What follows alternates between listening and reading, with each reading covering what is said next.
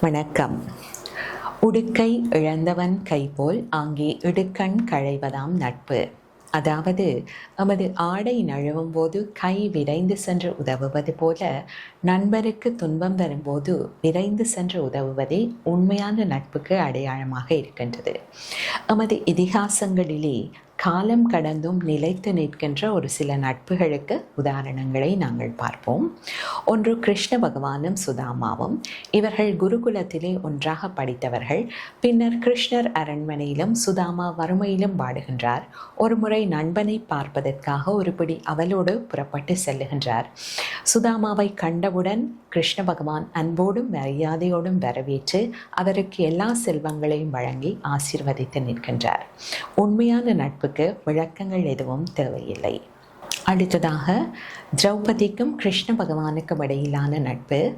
ஒருமுறை கிருஷ்ண பகவானுடைய விரலில் காயம் பட்டவுடன் திரௌபதி தனது சேலை நுனியை கிழித்து கட்டு போட்டு விடுகின்றார்.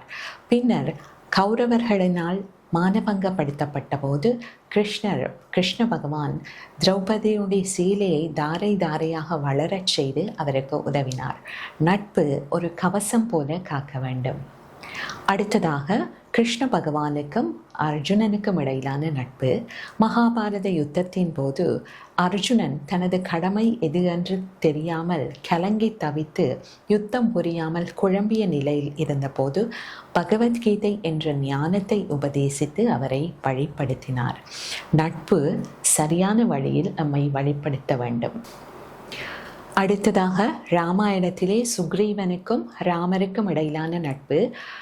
சுக்ரீவன் ராஜ்யத்தை இழந்து நின்றபோது ராமர் அதனை மீட்டுக் கொடுத்தார். பின்னர் சுக்ரீவன் சீதையை தேடுவதற்காக தனது சேனையை அனுப்பி ராமருக்கு உதவி செய்தார். நட்பு என்பது பரஸ்பரம் ஒருவருக்கொருவர் உதவி புரிவதாகும். நன்றி.